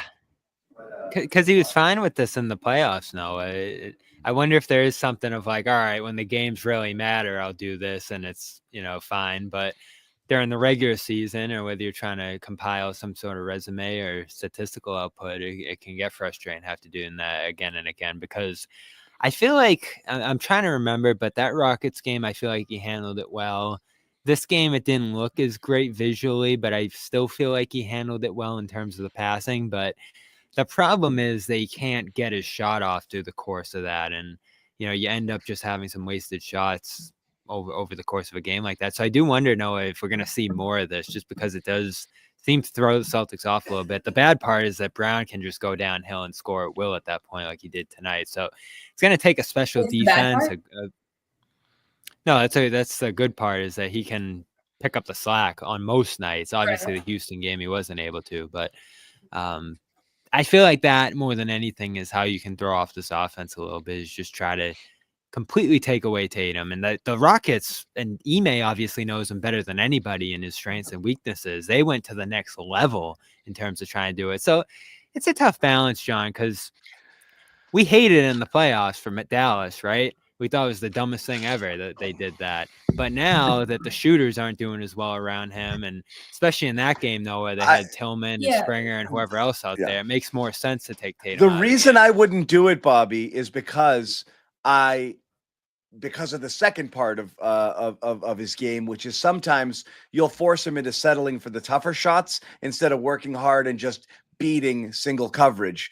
And that's why I wouldn't double Tatum until he forced you to. I would dare him to get on a heater, and then I would start doing it. When teams do it to start, I don't actually understand that strategy. But Noah, you were going to say? No, a couple things on this whole topic. So one, Tatum's body language consistently subpar. Like since I started covering him last year, I've been kind of surprised that that's always his body language. Win, loss, he's playing well, he's not playing well. It wasn't good today. I'm totally on board with that. But it's always hard to me when that becomes a talking point, because there have been games where he has 40 and he's sitting on the bench, and I'm like, why does he look like that? Like, I genuinely don't know. And it's been pretty much every night. So I think like some guys, like when Derek White has his head down, I'm like, it's worth thinking about his body language because it's so different than what it normally is. Or Sam Hauser sometimes gets really overtly down. Tatum and Brown, I don't know what to make of it because they kind of always have a pretty just down vibe on the bench. So that's just a point I wanted to make. But as far as the doubles and things, everybody knows nobody likes getting doubled. Nobody enjoys it. Anthony Edwards sounded off about it. There's the famous clip of Devin Booker at pickup, right? Why are you guys doubling me? I'm trying to play basketball. Everybody knows it's not fun. You'd rather play one-on-one basketball, especially if you're a scorer, which all these guys are. I think Tatum, though, has been really effective in that role, more so than most other superstars. And part of it is that he can't quite impose his will and just like score when he wants to one-on-one the way that some stars can. Like I do think that that's kind of what has separated him from being like an MVP caliber player. But at the same time, he has totally bought into this role. And so I don't like the idea of like speculating, like, is it getting to him? Because he had everything that he always says, like he has pretty much for the last year been super consistent on the fact that he's comfortable in this role. He's going to do what's best for the team, and we see it. Like, he's getting blitzed. He's finding the open guy. He's so adept at it. And that's why it's always shocking to me when teams will do it. And that's why I always think that the most important thing about the Celtics team is not really his field goal percentage. Obviously, we want him to shoot well. Everybody benefits from that. But it's why these other guys are so important. Like, Derek, Drew, Kristaps, they're non-negotiable. Like, they have to be effective for this team to do what they want to do. You're not wrong, Noah. The thing you hit on, I want to ask everyone else about it, because you said, I've said this before too, that he's not like one of those guys who's just going to, it always comes easy for him, the scoring. He does have to work at it, right? Like not like one of those superstars that just kind of lights it up all the time. I think for Tatum, he does have to work. So the question to me is sometimes he just frustrated that it's not coming easy, and that he wants it to, and then that gets him out of the game. And the body language thing, I agree. He's just not one of those guys. It's less about how he's looking on the bench, and it's more about just not getting back on defense after a miss, throwing his hands up after a make, complaining on clearly non-contact plays on makes, looking for and ones and taking himself out. It's like his whole existence on the court is a big grievance that he's always either dissatisfied with his own play or with everything going on around him. That's what I can't get, is like, it's not that bad, man. Does he have to be absolutely flowing and draining everything to not be that way? That's what I mean. It's like, I've seen him that way when he is draining everything. That's my point, is that I don't know how much it's indicative of anything that he's feeling, or like, again, it's something that I was a big surprise to me when I started covering this team. I was like, why does he always look like that? And that's why during the Olympics, people were zooming into his face and they were like, look how miserable he looks. And I'm like, no, that's just his face. Like, no, that's how he looks. Yeah. It's his baseline. I think it's an energy level thing. It's more about the approach than it is the actual, like, the body language. When it takes him out of the game, when he starts standing around on defense because he's pissed off that he missed shots, that's more what I mean. It affects him. It's not just the sad face. It's more than that. Yeah, and it's the minutes too, I'm sure. There's an energy level thing right now too that I'm almost certain he's dealing with, especially after that Monday game. Again, questionable tonight.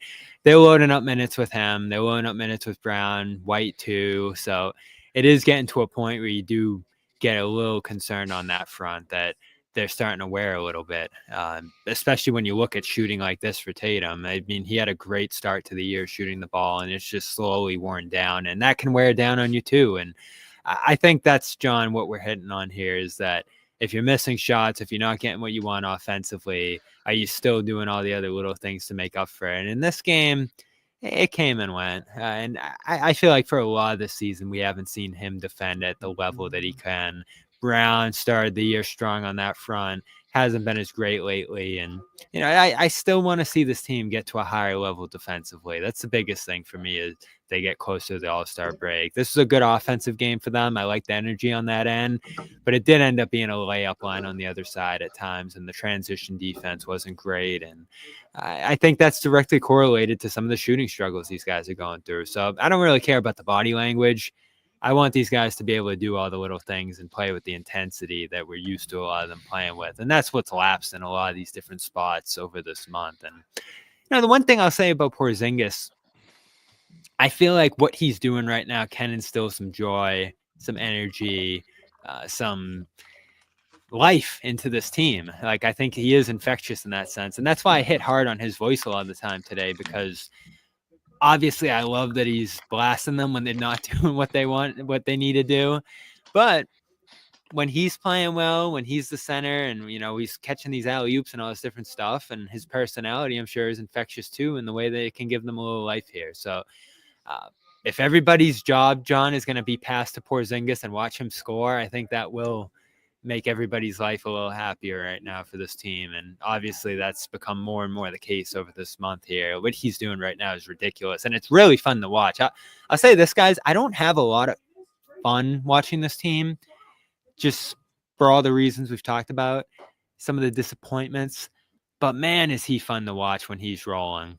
It's ridiculous. The alley-oop, the threes from half court, he's running in transition and catching it right out in the logo and just sort of flicking his wrists and watching it drain through. You feel like it's going to go in every time.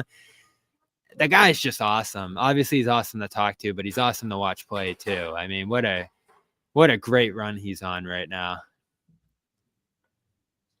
We were saying it, me and Sherrod were saying it when John was having some Joe Sway issues, Brockton Wi-Fi issues, Bobby, that it was like Porzingis might be, and Jaylen Brown mentioned it in his post-game press conference, that Porzingis is kind of taking on, or seems to be embracing more of a leadership role, maybe for the first time in his career, when you think about where he's how his career sort of kind of started. And now he finds himself on obviously a winning team in Boston, and he's playing a lot more consistently now, feels more comfortable speaking up, I think more so than maybe he ever has. And he's not, you know, shying away from taking on a little bit more of a vocal, I guess, role on this team, you know. And then if you talk about, you know, we joke about it, but, you know, trying to get Tatum or Brown, or I'm not going to say that about Brown, but Tatum, I would say, trying to get him to speak up and to really, you know, show emotion in that sense has been hard to do. It's been hard, few and far between those times come. So Porzingis is kind of, I think, answered the bell a little bit in a way. Yeah, and we always go over the media versus the internal stuff, and I do think him saying that there's a lack of communication sometimes, whether that's on the court or off the court, I think was pretty revealing. And I probably think it's more on the court, especially defensively. We've talked about pointing fingers and guys getting lost in transition or in rotations and all that. So I'm sure it's more on that end of things. I know Joe before the game seemed to think that's what he was talking about. And sometimes, you know, we don't always know what Kristaps is talking about. Sometimes I do feel let's play it. Let's play it. I don't think Yeah. There's nothing about meat in this one, but Bobby wanted me to run it, so here it is. Yeah, I mean, we honestly, this is like, because also we're a team that's very experienced. Like, these guys have been to playoffs many times. They've been together for a long time, and there's not a lot to say, honestly. You know, when you're a young team and you have like guys, you know, younger guys, that there's a lot to like for them to learn. There's much more to say. Here on this team, I feel like as I came in, I was like, oh, these guys know how to play basketball. You know, so. There's no reason to force it, but it's true that like also sometimes we lack a little bit like communication as a team, and we need to talk more, whatever it is, you know. So So I think, yeah, that's just that part we can improve for sure. We have a pretty like chill and relaxed locker room. Yeah, I think as I said, there's no reason to like force it, I want to do this, do that. Like, it's just, if it's there, it's something to say, we have to say it. That's all it is. And just not be afraid to if we need to call each other out, or if, whatever it is that we have to say it. And that's how we get better. That's how we actually have each other's back at the end of the day. When you say what's on your mind, and we go past that and we play as a group. So it's important. It's important that we all do it for sure. So that's the thing.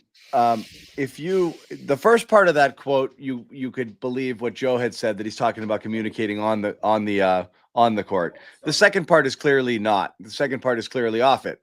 And I think that's what he's talking about. Is we silently, quietly go about our business, and when things aren't going well, nobody's saying stuff, and maybe somebody should say stuff, and that's what he's talking about right there. And this goes back to Tatum and Brown not wanting to be captains when Ime wanted to make him captains, and all the way through. They've never had that.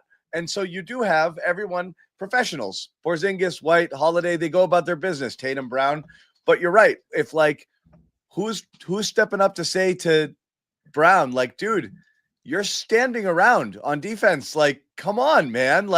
I don't know if that happens. You don't have your Draymond Green in there, which is probably a good thing, but you don't have somebody in there to kind of, the Draymond Buddy Hield thing, somebody's got to be like, dude, no, that's not how we do it here. Yeah. But I think and it's not because those guys are doing it all the time that they have to be called out. It's just simply, there's probably enough respect in there, which would be like, all right, whatever. He'll get it the next time or next game or, but. And that's what I felt like is the case, John. I know we always have that debate. Oh, is the podium stuff actually going on behind the scenes? And again, we don't know, but I do feel like there is a little bit of letting them off the hook across the board for some of the lapses and some of the mistakes and some of the inconsistencies we've seen from them this year. In fact, Kristaps described the post game after Houston and said it was just Joe taking the blame for it, which again, credit to him for doing that. Them, huddling up and heading their separate ways. And I know they went over all that after or before the game today at the shoot around, but there isn't, I feel like a confrontational nature to this team internally. I think they're all on good terms. I think, like Kristaps said in the bite there, they're pretty chill group. So I'm sure a lot of their response to some of these losses and to some of these lapses has been, on to the next one. We'll figure it out and fix it. Well, it all folds together, right? Between this and the press conferences and we'll be fine, or they made some shots, and there's a little bit of a blasé sort of vibe where someone almost has to kind of smack somebody upside the head and be like, nope, time to get serious. And sometimes that works, right? I didn't like that approach during the 2023's finals. And I even asked Tatum then, do you have to change that approach a little bit? Because that's him, right? That's Tatum to a T. Bad game, bad shooting night, forget it, move on. Don't dwell on it. Don't analyze it, and just move on to the next game. And I think they sort of follow his lead on that. And I don't always love that, but there have been circumstances in his career, the Milwaukee series 2022, the Heat series 2023. I know they didn't win it, but they come back down from 3-0. And I was like, you have to look in the mirror a little more, actually assess some of these letdowns you guys have had. And he's just like, nope, watch the film, move on to the next game, and, keep shooting. And I'm like, all right, they came back. So it's worked for them before. I feel like that's where some of their confidence comes from. And Kristaps said there in the clip too, these guys have done this now for a long time. So I do think there's a belief from the newcomers that Brown and Tatum know what they're doing, have their approach, and they just follow their lead. But I do feel like there is room for other voices in there to speak up sometimes. And I'm glad Kristaps, and it's that Toronto comment, Noah, that obviously got me going on this, that they lack spirit and all that stuff from that game. That was a game that deserved a little bit of a biting, critical comment about the room and, where they were at after that game. And they obviously bounced right back from that game and destroyed the Magic a couple nights later. So I like that he's willing to speak his mind here. I do think they need a little real tough talk after some of these losses rather than just saying, oh, it's fun being in this spot where we've lost all these games and it's great. I don't think that's helpful at all, but maybe I'm wrong. You're not wrong. No, you're not Raptors wrong. game was the only one. No, What's the that? Raptors game was the only one. Can you guys hear me? Yeah. Yep. No, just the Raptors game was the only one where they were, I think, looked back and thought to themselves, like, this was kind of an embarrassing loss, or there wasn't really like an explanation for it. They didn't chalk it up to like some varying shooting or thing. Like there was a different level of uncomfortable conversations. Go ahead, Noah. I don't remember what I was gonna say. Sorry, Jimmy corrected this thing. Oh, don't blame me. No, explain. No, you were going to say you're talking about the Raptors. Used to talk about this, but you were on the Raptors game where that was the only one. Yeah, I mean, I know everybody wants them to call the team out, and I know Bobby, we've talked about this a bunch of times, but like, I don't think they are like, they're not going to give us a front that that's not happening behind closed doors, and it may reach a point like if they don't go on a win streak at some point, like they may change their tune. I just don't think that they feel any sense of panic. Like it seems very genuine to me. Like Jalen, we know last year Jalen used to, like they had some losses last year when the Celtics had the best record in the league, and Jalen was like, that was unacceptable. I'm thinking about the one in Cleveland where they were up by 20 in the fourth quarter and lost that one after Dean Wade went off. And Jalen after the game was pissed. And you're just not seeing that out of those guys. And I think that's a good thing. I think it's like that shows like that's a weak spot to be going after the media and like ripping your teammates or not losing faith or being overtly like stressed out about a loss. Like I think that it is a good thing, and that's where their confidence is. And a lot of my confidence in them comes I'm gonna go back to the Ime stuff again, and I know I'm caught up on that year, and I really enjoyed their approach that year. Their big thing was accountability that year, and maybe that accountability is being handled internally. We always have to go back to that. Maybe this stuff we don't know here, but just from the outside looking in, I do feel like there is a little bit of a sense of letting them off the hook when they have some lapses or guys aren't doing their job or they just have unacceptable losses. And I don't think there's anything wrong with every once in a while, not to say Joe should be blasting them left and right here, but selectively saying, hey, this can't happen. Because the mistakes comment themselves, John. We've watched a lot of stuff repeat. Real quick, Bobby, this is important because this is it right here. This is, you keep looking back at 23. The reason this comes up when the team wins and when people are like, well, they've proven is this. We've seen the Tatum Brown group with other spare parts have this issue on and off and not able to turn it back on and be complacent and not give 100% effort. And so I'm sorry, like it's not erased from everybody's memory because they won last year. And if they fall this year and come up short or have a really disappointing, everyone will be like, well, why are we surprised by it? So it can go both ways. I'm not saying because they were once this way, it'll go that way again, or because they won last year, they're assured to turn it around. But it's hard to forget that this was a recurring problem time and again that required massive roster overhaul to bring in people around Tatum and Brown to avoid this type of thing from happening. And when you see it for long stretches, the PTSD comes in there. It's not saying it's going to happen, but it's not going to happen just because they won last year. It's in there somewhere where this complacency sometimes takes hold, and that's what's scary for people. I still, I thought of another line. Yeah, add it to the bulletin board, John. People expect them to win every game.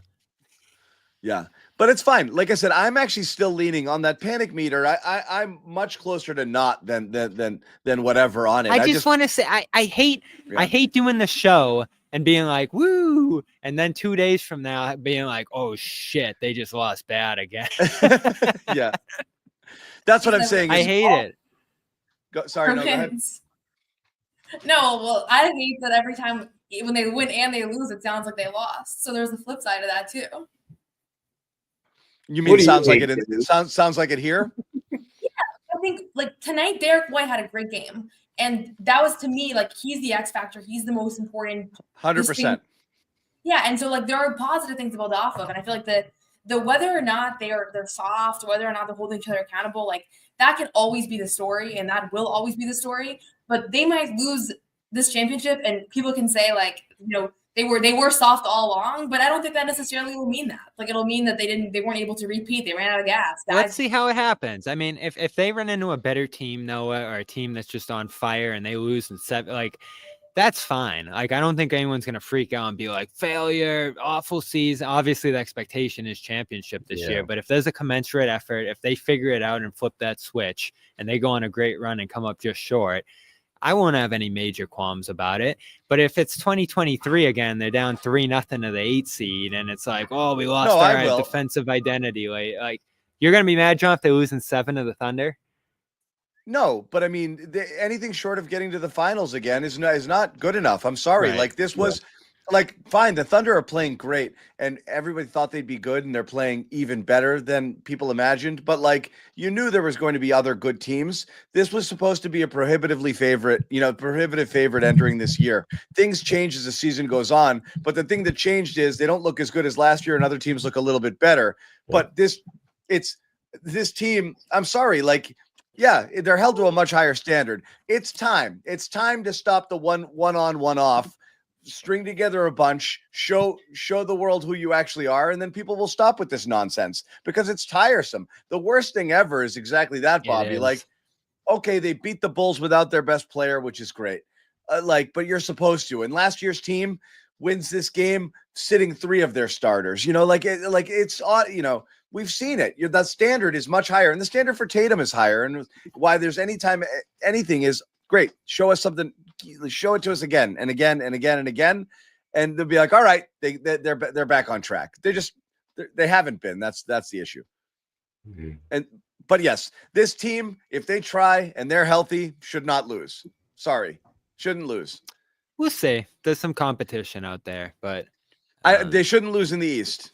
Everything about this team is to win now, so you can't. Yeah, right. And this is the end of the window. Honestly, guys, yeah. This is it. It closes after this year. Like, what do you want? Like, you want a participation trophy this year, and then to sell I'm off just saying that this is it, guys. Like, let's get serious. There is some new they lose on a game-winning shot in games, and of course, see how the series goes. Like everything's gonna be about the context there, John, but. 2023 was so clearly a failure when you get to that spot and you're the second seed and one of the best teams all year long and you end up in that position. That's when we're going to be like, what the hell if they're in a spot like that come May? If they're in the finals and they're rolling again and they find themselves and they just lose to a team that plays better in that series, or there's a major injury or something like that, like I'm going to leave some room for them to be outcome short of a championship, to Noah's point there. But I am going to hold them to the standard that we saw them play at last year because it is pretty much the same team. So that's where I don't like hearing we're expected to win every game or best shots or all this different stuff. Like, this is what they wanted. And Joe has said that too, to his credit. Like, do you guys want to do this or not? And he has had to say that a couple times this year. Like, this is what it's like to try to repeat. And you can't lament that. Best shots and whatever else comes with that. I think just that line of like, we're expected to repeat, everybody wants us to win every single game, or sorry, not the repeat line, that we're expected to win every single game.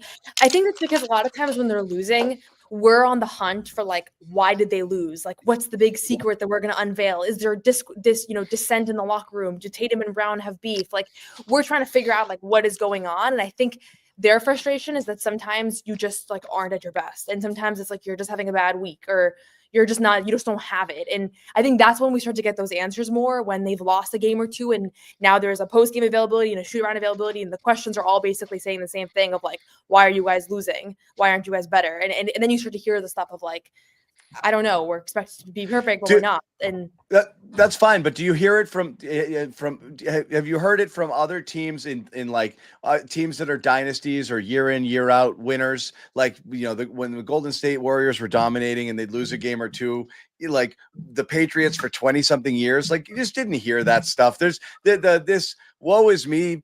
It doesn't, they don't wear it well. It's never going to be excused. You never heard the Patriots say that. They were expected to win the Super Bowl every year for 20 freaking years. It just Can you imagine Belichick at the podium? It just isn't how you talk. Win every game. Huh? It's so weird. It doesn't really matter. It just isn't how you talk. It just isn't. I'm sorry. Like you just. How it's would you just guys, funny. Can I ask a serious question? Ideally, how do you want these guys to talk? Because I feel like no matter how they talk, we don't like it. So what's the ideal, like in your ideal world, after this stretch of basketball where they're 500 for 2 months, how are they handling themselves at the podium that we like? We already said it. You ban the other team's best shot. Well, that guy just hit a bunch of threes, and what are we gonna do? You know, and anything that looks like an excuse, anything that looks like an excuse other than. But what is yes? What is okay? We Like, did we it. gotta We be did. better. We were bad on defense. All Don't of us. say Everybody. we. John doesn't like we. You can't say we. Like I don't like saying we when I don't like saying we from a person who was clearly a culprit. No, what I really don't like. Yeah, if just eat it. What do you wanna hear? We sucked. We're playing like ass. Right, we're terrible right now. This was an unacceptable performance. Like I don't want to hear anything. So you like that has to do- Jalen of last year? That's what Jalen did last year after bad games. He would be like, "Sure, that's unacceptable." Like that's your ideal. Sometimes I don't even it's care not what even- they say because I don't even believe what they say. I don't care deeply. It's just you hurt yourself more with the excuse. I don't care either way because A I don't lot think of it it- actually matters. I just think you hurt yourself more with the excuses. That's it. Own it. Move on. When you own it, you give people nowhere to go with it. When you sit here and you say things like that, you're creating more issues for yourself and over non-stories. You know what drove me crazy earlier in the year, John, and no, it was the deflections. And a lot of that was from Joe, right? The untrained eye, and you don't get it. This is happening because this is happening. And there was a lot of deflection about some of their issues, and those issues lingered. And there was a lot of, oh, it's great. You know, we played awesome the night after losses and stuff like it just doesn't come off as honest to me a lot of the time. And there's been less of that lately. We're laughing about some of the best shot and stuff like that. That stuff doesn't bother me as much. But I do feel like there was some stuff happening earlier in the year that has festered a little bit and has remained as part of their play there.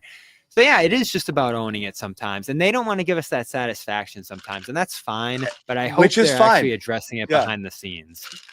And it's fine. I guess I can't talk about other sports because I don't know what the Patriots did with the media. I know Belichick is known for not talking, but like Jalen Brunson is a guy who I don't know if you guys follow, but every time he plays poorly or the Knicks lose, he just goes, "It's my fault. I have to be better. I was a disappointment. I was a disaster. Like I have to be better." And the New York Knicks fans are like, "Oh my God, dude, say anything else." The media is like, "You're literally like a robot that's like, it's my fault. I have to be accountable." Like, I just think that it's really hard to strike a balance with the media that is consumed well. And I think these guys have done a pretty good job. Like Porzingis is pretty candid with us. Jalen's pretty candid with us. Tatum's always going to say the straight, kind of non-controversial thing. And he does a good job of staying out of the news cycle that way. Like, I just think they actually have and I know this, we don't need to like make the whole show about like whether or not we like how they talk, but like, I do feel like it's kind of a damned if you do, damned if you don't situation. And if I look across the league, like we would not like how Anthony Edwards talks if we covered him. We would be like, what is like every night he says something that's just mind-blowing. And then there's guys like on the other side of the spectrum that's like they don't even ever say anything. So I feel like they've been okay.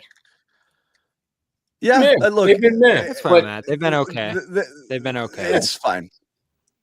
It's like I said, you're very likely right that you can't win. When you're losing, you can't win. People are frustrated one way or the other. It really comes down to accountability versus excuses. And I think excuses sit worse than anything else that you would say. And that's why we keep talking about, well, Brooks will never get that hot again. And every team's giving us their best shot. I'm saying no one wants to hear traffic. No one wants to hear the other team's going to try. We lost because the other team tried hard because it was their Super Bowl. Like that's anything. We haven't heard the Super Bowl line, John. I'm waiting for that one. Anything that puts it over L. That's the number one no. Everything else, you're right. You're walking a tightrope. It is difficult one way or the other to get it going. It's just it's weird because you don't hear it a lot. He is great. Yeah. He is great. So yeah, it is refreshing. That's what's funny is like, okay, yeah, you want to answer it?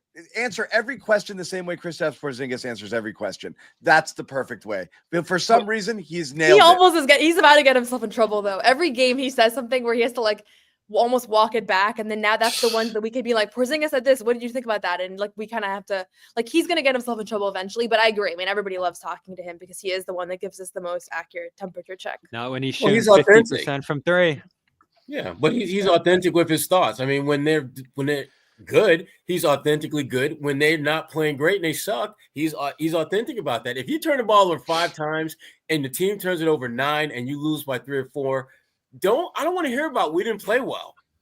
No, you are a big part of why your team didn't play well. Own that. And I think that's where some of the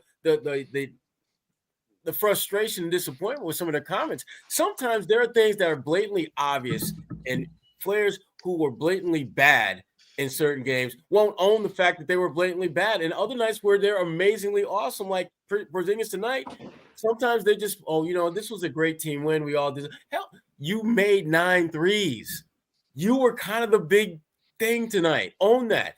Or if you make 5 turnovers and you lose, you were kind of a big factor. Be authentic with it. And that's why we love Porzingis. Or win or lose, he's authentically who he is.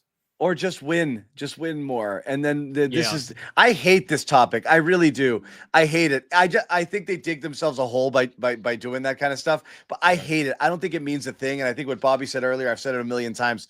Half the time is they just don't want to give you the soundbite, and that's freaking fine too. Like I've said it 1,000 times. Those guys sit there looking at the media like, I don't want to answer these idiots' freaking questions, and like I don't want to give them what they want to write their pieces. I don't want to do it, and they think they know everything, and they think they know why we lost, and they don't know shit. So I just don't want to give in, and I totally get that. And I put next to zero stake in it, but they put themselves in the conversation that way, and people run away with it and talk media, and fans hear it and they don't like it either. So it's more about a matter of not that it matters, just it's easier to preserve.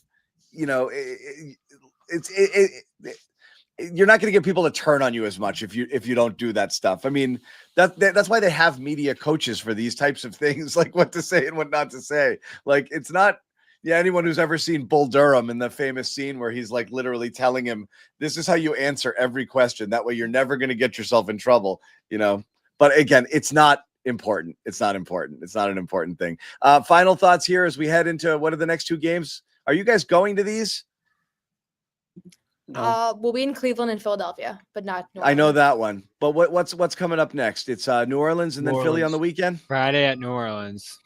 Okay, so we're all back Friday for New Orleans, and then Bobby and Noah will be headed to the back-to-back with Philly and Cleveland, which should be fun. So a cool little stretch of games here with these guys, and hopefully they can kind of run it. And then we've got trade deadline is when exactly? 6 Thursday. Tonight might have been the last night that we saw some of these guys. Right? Like at home. This could have been Jaden Springer's last home game as a Celtic. Wow. Sad. Tier. Will he get a tribute? You think? You're going to there? Jumbotron tribute? I hope not, but it's possible. I didn't think they were going to trade anybody last year. It's like they're winning so much, and they traded 2 guys. Noah, you don't get to be happy for Lonnie Walker when Lonnie Walker comes here. You don't get to be happy for him. I don't think he's coming here. You or Bobby. In fact, I wouldn't trade the whole Springer, show by on the way. apology cam if that happens. Right? Bobby, you'd keep Springer, right?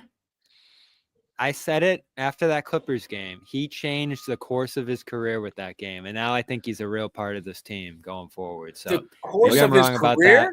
that. Oh, you missed Yeah, he was about to be dumped. Where were you Dumped. the night of the Jalen Springer game? He was about to be dumped right out of here, Shrod, and then you put him in a game, and he completely changed. So when it, he hit a goes game into the winner. Hall of Fame, we're going to look back at that Clippers game. This is where he went from being where it all to Hall of changed. Fame. All I think is that he made the case that he should stay with this team and not just be a salary dump. What I don't understand about right. it, I don't understand why that happened. Which game was that? Where the Clippers, right? The Clippers game, and then he didn't play And for then- 3 straight games. He played, but barely. That's what I didn't get. Like, and then he's back for 20. I don't understand that yo-yo action. I thought if he earned it, I thought he would have been right back out there. But whatever. Let me ask you this. Maybe it was a showcase game but maybe Joe is showcasing to Brad, hey, this guy can help us win. Do not trade him as a salary dump. Here's what he can do for us. I got a question. Wow. Blorp, where the hell have you been? That is a good question, too. Jesus. We started seeing this stuff again the last 2 days, John, and all people need to realize is that it's 2025 and that Isaiah season was 2017. That was 8 years ago. Yeah, that was a great season. I can't. And Isaiah still It was dropped 8 40. years ago. I love IT. Bobby, you're like you and Noah are like the G League unofficial like cheerleaders of the G League. Like you guys, he drops 40 and you want to minimize it, but we get play-by-play of Shireman up there. Every pass he makes, we get a play-by-play. But my favorite Isaiah topic. Thomas drops 40 and it means nothing. I think it means a lot. Davison might be in the All-Star game. I know. But I mean, regardless of whether or not he's going to be an NBA player, the fact that every time Isaiah Thomas rejoins the G League, he just drops 40 and 8 like that. It's like, it is pretty cool. Like, Well, that also shows you how little JD Davison's 26 points per game actually means. not necessarily. There's a flip side to that. If it's good Sure. for IT, it's not that great for everyone else doing it. It's like He was when on guys an NBA play in the roster Chinese last Basketball spring. Association and average 35 points and come to the NBA and average 3.5 points. The conversion rate, just saying. I love Isaiah to death, but it's been a long time. Yeah. Yeah. He's probably not going to contribute to an NBA team, but I do think the whole like trolling Isaiah because he's still trying thing is so old because he was literally on an NBA roster last spring. Not that you guys were doing it. I don't but mind see it him all the still time trying. I know, and I hope he doesn't mind it. No, what I mind is I think he everybody should have been on thinking that it's team. 7 years ago and that the Celtics should sign him. I haven't Those seen a lot of that. conversations. Oh, I those think are- he Really? deserves to be an NBA. Send him my way. I need that kind of energy. a ton of it last year. I Yeah, think he there was deserves an talks NBA last year, Noah, that he should be playing ahead of Pritchard. Yeah. Legit. It's for the best that he doesn't come to Boston because I don't know that I can cover him objectively. He's like the one player I would just be too much of a fan of. He won't come here because it's just doesn't no fit at this point. But I They think should have signed him he's during good enough COVID. to be on the NBA roster for sure. They should have. Friggin' Joe Johnson. Yeah, they should have. Yeah, That was no, Sherrod, stop it. You said some things about him, about Joe Johnson back then. It's a long time ago, and that's fine. It was revisionist. Yeah, we might have to go back to the files and burn those. Yeah, that's okay. ISO Joe, just say no.